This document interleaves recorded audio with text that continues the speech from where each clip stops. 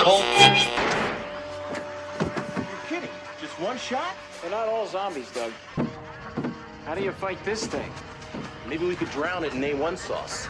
Well, sometimes that is better. The person you put up there ain't the person that comes back. It's a dance song to get down with. About 6 feet under. Get down. Ooh, I love this song.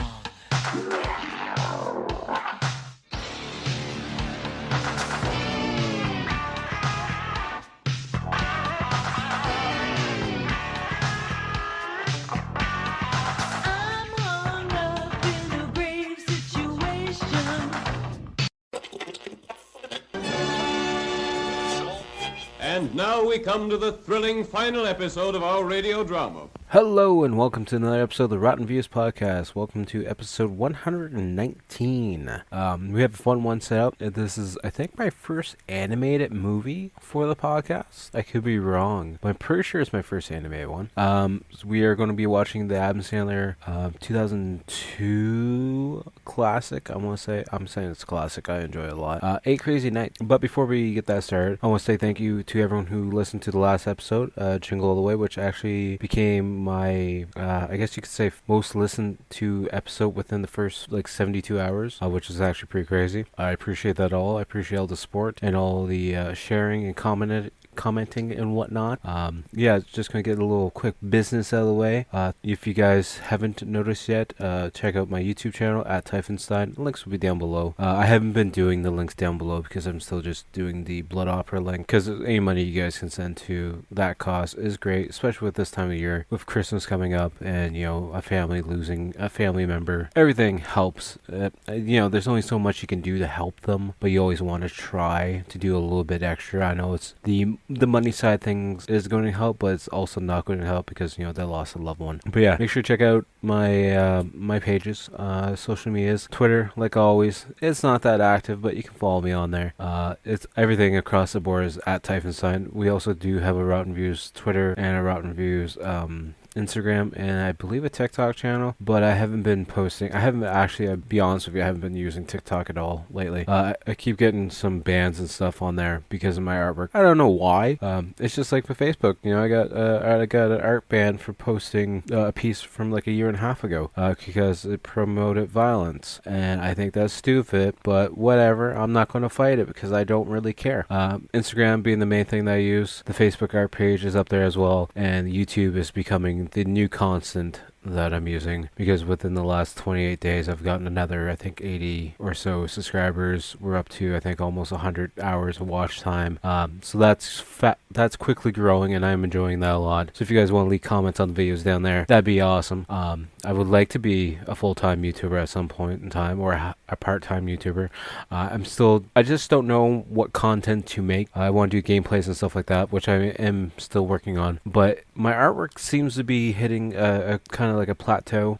It gets up there to like the 5,000 views, which is crazy because a lot of that happens within the first 48 hours, and then it kind of just dwindles away because it's artwork. So I don't know if there's really a demand for that. I'm going to do some more videos that are me drawing the process, like doing the whole drawing process, because I think people may enjoy that. If you guys want to see that, let me know down below, because I'm still trying to figure everything out. I have a game plan as to what I want to do, and hopefully people will enjoy it, and we just gotta, you know, trial and error. Everything is trial and error, and we just gotta do our best. And like I want to do with the podcast within the new year, I want to try and do some better content, because a lot of this stuff is kind of, you know, last minute differences and like last minute editing sometimes, because sometimes I kind of forget. I'm not gonna lie, there's been a lot of time where I'm editing on a Friday night at midnight to get the episode ready for, you know, usually I'd like to have them go live around like 7 o'clock Saturday in the morning. I used to always have them go live at night, but I think doing them in the morning gives me a better chance of getting more listeners, because of course whenever you drop the podcast, there's a whole analytic.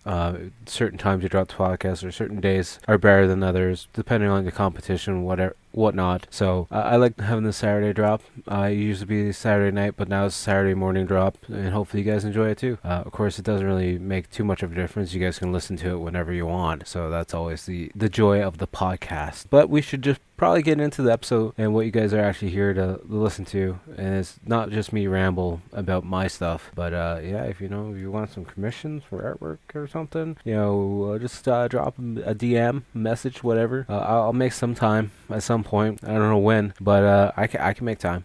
I'm good like that. Alright, we'll get started on the movie that we are picked for this episode, which is an Adam Sandler comedy musical for 1 hour and 16 minutes. 8 Crazy Nights got a 5.3 out of 10 on IMDb, a 12% on Rotten Tomatoes, a 4.5 out of 5 on Vudu. The quick premise of this, Davy Stone, a 33-year-old party animal, finds himself in trouble with the law after his wild ways go too far. In keeping with the holiday spirit, though, the judge gives Davy one last chance at redemption. Spend the holiday performing community service as the assistant referee for the youth basketball league, or go to jail. Davy thinks he's gotten off easy until he's met by Whitey Duvall, the eccentric elf-like-headed referee. Release date was November 27th, 2002. The director is Seth Kersley. He's also known for being the director of the Looney Tunes show from 2012 to 2013, where he did 13 episodes. He's also in the art department for The Secret Life of Pets and Sing, which I thought was interesting. So maybe he's not a director anymore, or doesn't like to do a director anymore, but it's also narrated by Rob Snyder, which I thought was a nice touch. It's got a pretty good cast. You got Adam Sandler, Rob Snyder, John Lovitz, and Kevin Nealon. You also got Peter Dante's in there. He's a Foot Locker voice guy. And then you got Blake Clark from Home Improvement, who is the Radio Shack walkie-talkie. You can always remember that voice when it comes up. The tagline is, "It's naughty, it's nice, it's animated." A fun little fact of trivia, apparently, director Seth Kersley, I'm probably butchering that last name, said all the product placements were used without permission from their respective companies. So that's probably why you don't see this movie on TV too much. Probably because it got sued out the ass. Because I know my parents enjoy it, but they're old school, living in the country, so they don't really have internet. They don't have a DVD player or anything like that. They always want to watch it on TV, but it's never on, so that makes sense why it probably is never actually on, because of that product placement that comes within the mall, because there's like Spencer's Gifts and Radio Shack and a bunch of other various things. Interesting to know for sure. And now, preview time.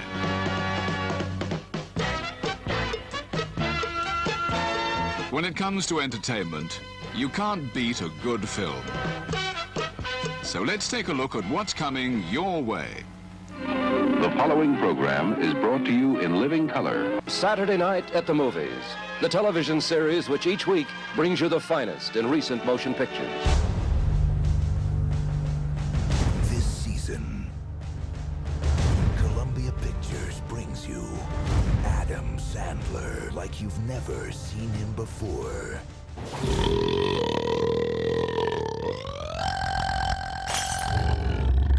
Please excuse me while I go take shower. It's naughty. Smell you later, Poopsicle. It's nice. They were giving out lobster bibs in the bathroom. That's a germ protector for your tushy. It's animated. It's Christmas time.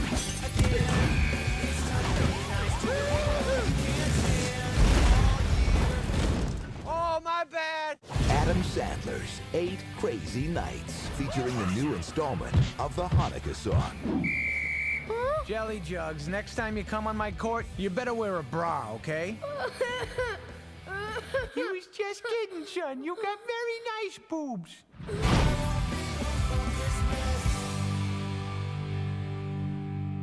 But yeah, we'll get right into the movie. Of course, it's a Happy Madison production. Of course, you would figure that. And we start out with this snowy town, and it's the first night of Hanukkah, and it's narrated by, like I said, Rob Snyder, talking about the town's humbug, Davy, sitting in the town's Chinese restaurant as he's going for the world's record for the longest burp. At one time, Davy was a super kid. He was nice, he was polite, he was a basketball star, he got good grades, and now he's a 33-year-old crazy Jewish guy that likes to mess with the town. He's trying to get into his car, but he's too drunk because he keeps taking the key and like scratching the door. We're looking at the keyhole and we see there's a lot of scratch marks all over this door because this is apparently his nightly routine. And then the cops show up and they're like, "You're not gonna drive home drunk, are you, buddy?" He's like, "No, I'm just here to say goodnight to my car. Tell her I'm gonna have to leave her here tonight and hopefully she'll be fine." And of course, then the next thing you know, he's going to walk away and then he clicks his key fob and it beeps. And then he goes back. He's like, "Okay, fine, just a little bit more loving." And we see him behind the car trying to get down with it. And then of course the Chinese restaurant owner comes out yelling and screaming, saying that Davy's trying to dine and dash him. And then the cops chase after him. We get our first song as Davy's going through town using a trash can lid as like a snowboard. And he's singing about hating people and stealing snowmobiles and this and that. And then he uses the snowmobile and crashes it into these two big ice sculptures in town that are in front of this, I don't know what kind of, it's some kind of fancy building. I don't know what the building was called. Memorial Center maybe.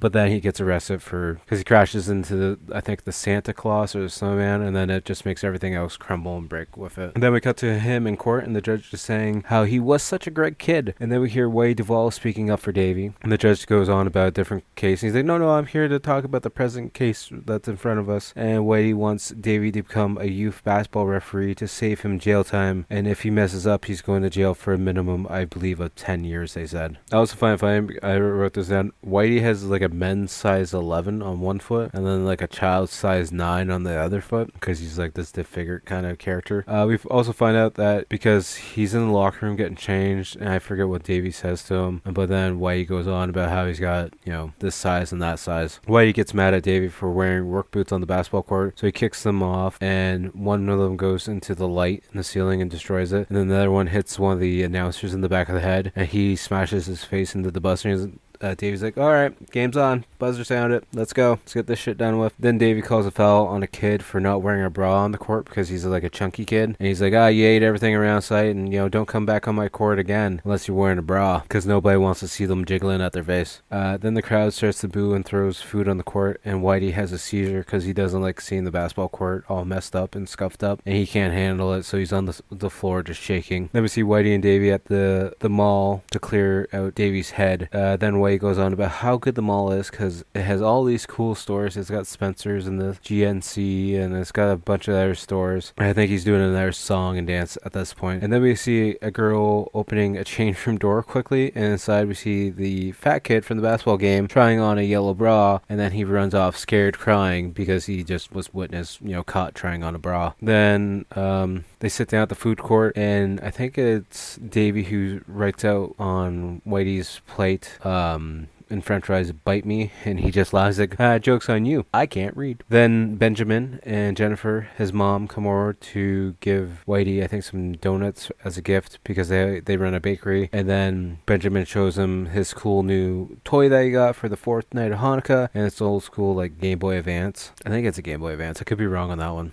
Pretty sure it was Advance. Then Davey checks out Jennifer's ass as she's walking away, and Whitey gets mad and calls a foul, and he's like, she's been through too much. Her husband left for a girl on the internet. She moved back with her son to try and take care of things and for it to be a little bit easier. Besides, you had your chance 20 years ago and you blew it. And that's when we find out that Jennifer was Davey's old fling, and we have a flashback scene. And then they run into the mayor, and Whitey is wondering if there's any news on who might be the lucky patch winner because he wants to win this year because it's like the 35th year, and it's like the most notorious prestige award that Whitey can achieve, or that's how he feels at least. And then he breaks out in a song about at the banquet and how it's going to be the best night ever because he feels like he's going to win it. We see Whitey driving Davey home, and for some reason his car wipers have mittens on them. I don't know why, but I thought it was a cute little touch, I guess. Then in the car we find out Davey stole some peanut brittle from Jennifer's little bakery setup, and Whitey freaks out, tells him to get out of his car, and he's like, "It's okay because I live right there in that little trailer, so I don't have to walk anywhere." And of course he walks out, leaves, and then Whitey's trying to drive off, but of course his car is now stuck in the snow because he stopped suddenly. Later that night we see Whitey's still stuck in the snow, and Davey can hear it from his trailer. He's laughing it up as he's trying to sleep, and then some deer show up on the road, and Whitey asks them for help, and the deers actually push him out of the snow, and he's on his way. Then we see Whitey at home with his sister Eleanor as they sit and soak their feet together, because that's apparently a tradition that they always do, like a nightly tradition. And Eleanor is asking him not to get his hopes up too high about the patch, because she has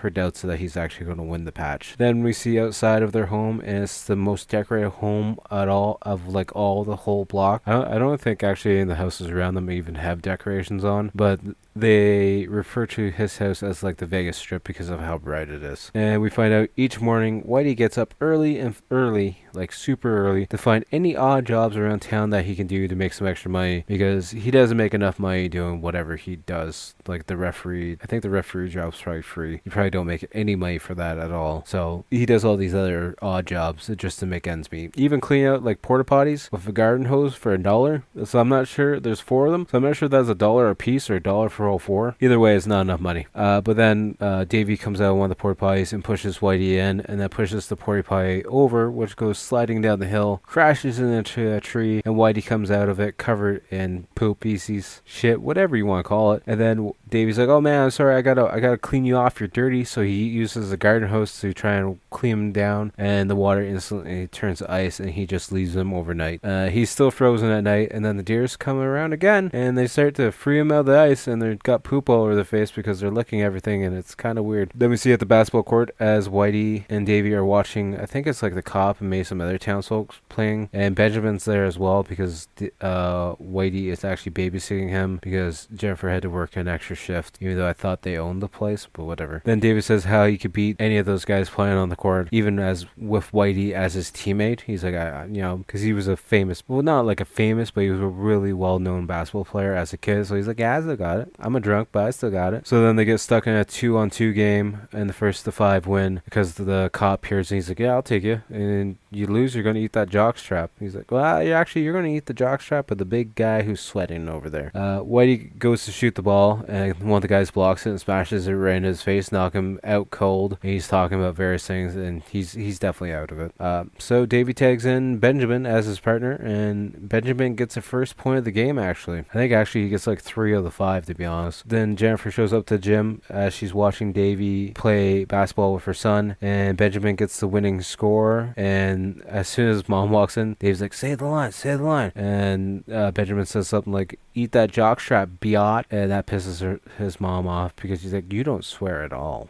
Just because he's an asshole doesn't mean you gotta be an asshole. And then we see a montage of them both driving home, talking out loud about each other, and Jennifer's wishing that he used to be like he was before the accident and everything happened. And then they break into another song, and they're singing about school, the schoolyard, and their first kiss, and her retainer. And Davey ends up his part of the song by singing that his trailer is on fire, and we actually see someone running away after setting his trailer on fire, and he runs in, he grabs the one thing that he has left from his parents, which is the postcard in the envelope, and Whitey tells Davey to come stay with him and his sister. Eleanor hears the door shut, and she looks back behind her, and all she sees is Davey standing there with his wet boots on the carpet, and she thinks she's being robbed, so she runs into the kitchen, or kind of hobbles into the kitchen, and gets like a spatula to put on her head, or not a spatula, a strainer to put on her head, and has like a spatula in hand to fight off the crook. And then Whitey explains the situation to her, and then she goes on to how she's going to take a complete inventory of every single item they have in the house because she doesn't want anything to go missing because she doesn't trust Davey at all. Then Whitey breaks into a song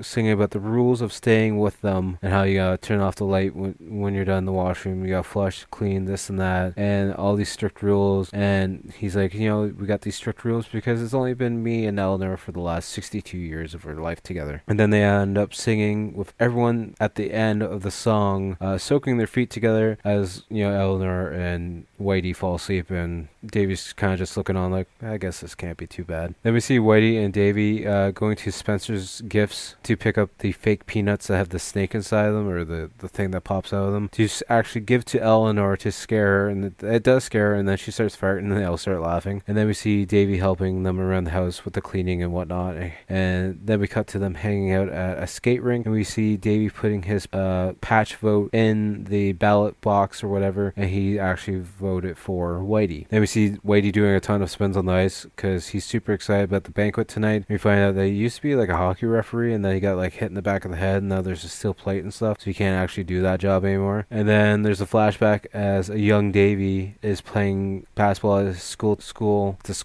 event. I'm not sure if it's like the playoffs or if it's just a random game, but of course they're losing, and Davey wants them to try and win for the parent. That's essentially what they want, or he wants them to win for the parents, so the parents can be happy and excited for them. And of course the only parents that aren't there yet is his parents, and then Davey in modern times speaks up because he wants the story then, but Eleanor wants to hear where the story's going because she's never heard the rest of the story. Then of course the way they're planning on winning is to give Davey the ball each time, because apparently he's such a good basketball player, and that's the only chance they're going to win is if Davey takes all the shots and gets all the points. And they end up winning by 1 point. Davey actually passes it off to Jennifer, and she scores the last shot. The team celebrates with the win, and we find out Davey's parents were actually killed by a truck on the way to the basketball game because it hit some black guys. I'm not sure if they were just walking or if it was a car accident, but yeah, the truck instantly killed them. And then we find out Davey went from foster home to foster home until he turned 18. Davey gets annoyed and goes off on Whitey, saying how he's going on about the stupid patch banquet because nobody in town even knows that he exists, so nobody's going to actually vote for him, so therefore he's not going to win the patch, so he might as well just give up on trying to win the patch to begin with. And Whitey says he's not allowed back in his home at all, and then Jennifer speaks up because she overheard everything. She's like, you don't have to be such an asshole. And then Davey goes off to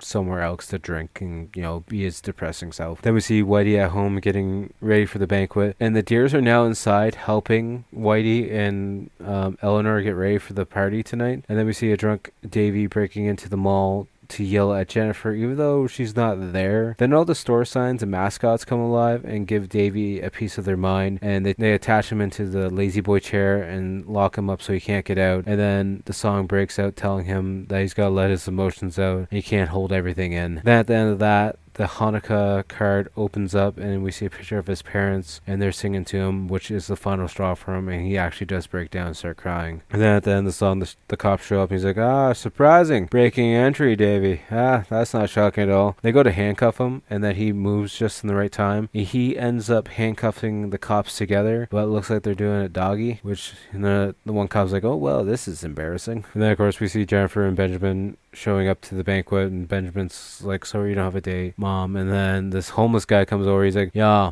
I kind of look bad and I stink, but at least when we're in there and it's dark, I'm only going to stink. And she's like, no, my son's already asked me, sorry. And then we see Eleanor and Whitey showing up as well. And for whatever reason, Eleanor is always in the back seat of the car, laying down, and she looks like she's fastened into all of these seatbelts. I don't know why. But Eleanor also, while heading into the banquet, she meets up with another kid that she used to go to school with that was a bully, and I guess maybe stole her wig, or maybe he wasn't a bully to her then. Maybe he's just a bully in general. Anyways, she knocks him out with like a karate kick, and then she puts his hand down his pants so it looks worse. And then we see them in the All-Star banquet as the mayor is getting ready to start the event. And we see Davey getting on a bus to head to New York because he just wants to get out of the area. He doesn't want to be arrested, of course, either. Then the mayor says a joke, and everyone seems forced to laugh because there's even deers outside that are laughing and they're pooping at the same time. I guess there's, they got to laugh for the mayor because God forbid something bad might happen. Then on the bus trip, they drive by the tree where Davey carved his and Jennifer's name into it, and then the bus gets closer to the banquet center, which is across like this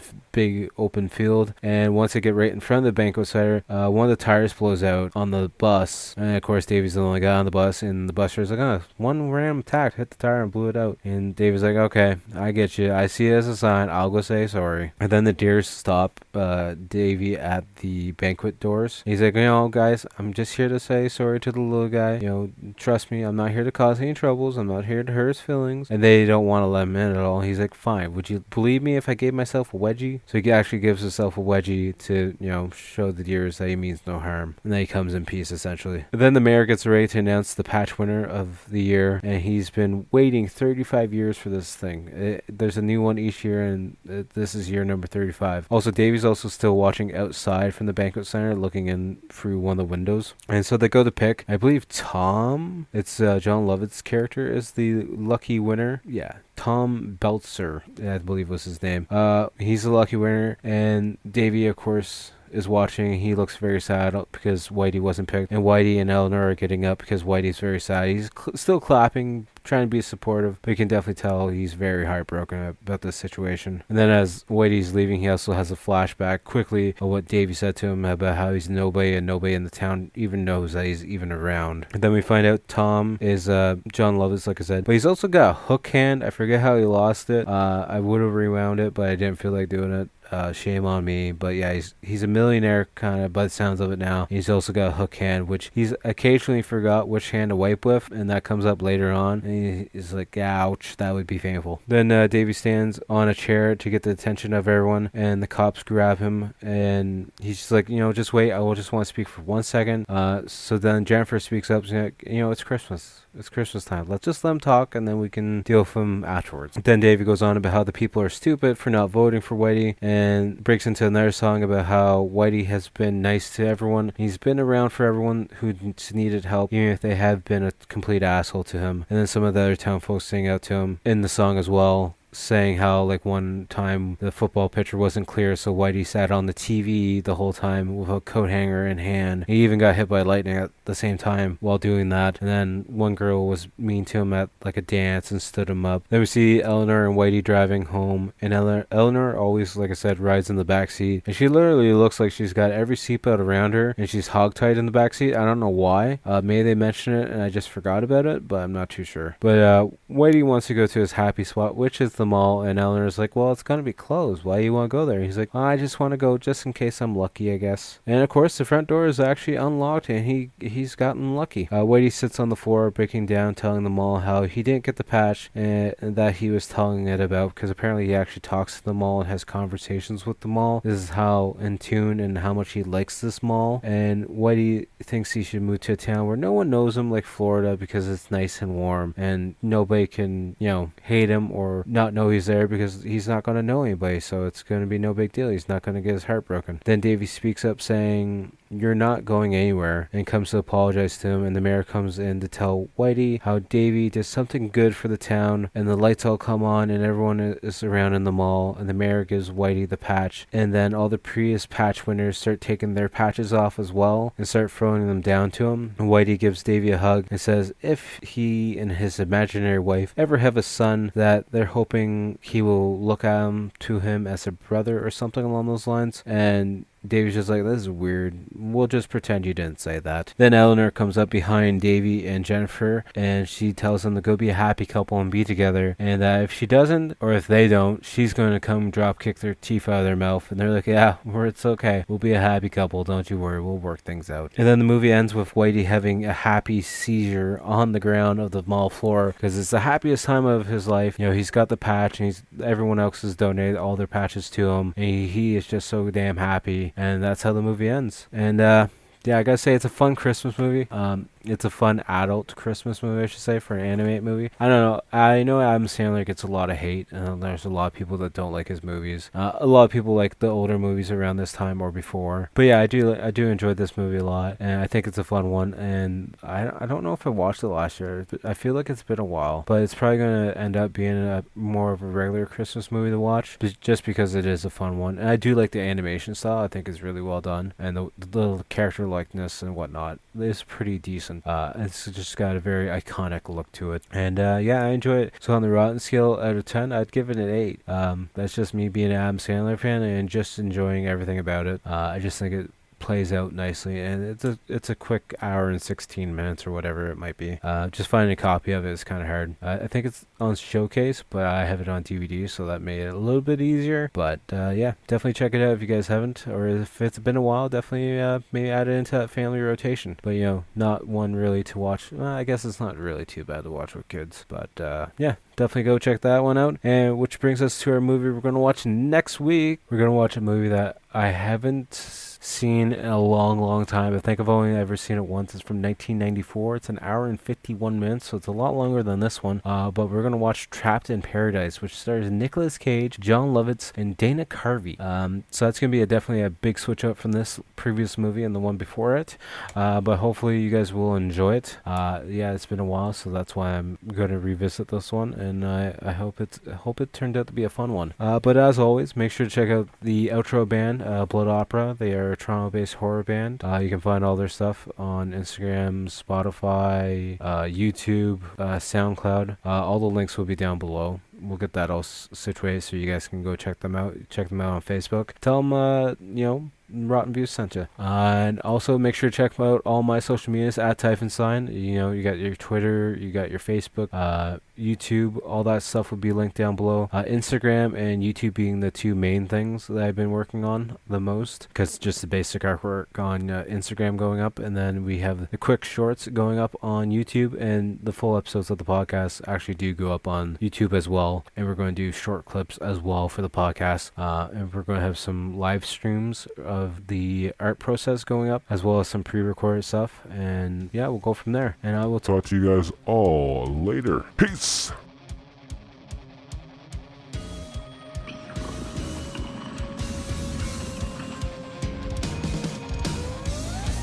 I am the whisper in the classroom, the writing on the wall. What's blood for, if not for shedding?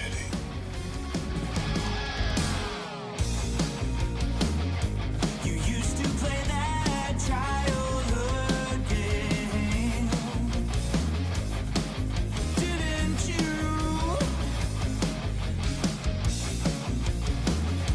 The one where we chant his name. Was it true? Staring in the mirror, I can say, come to me. I can hear him calling back to me. Be my victim, Candyman. Who will now say his name again? And then me, will have my whole world disappear.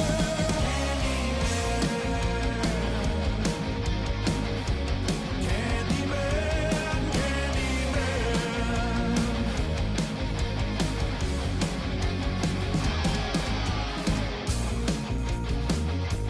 Was there for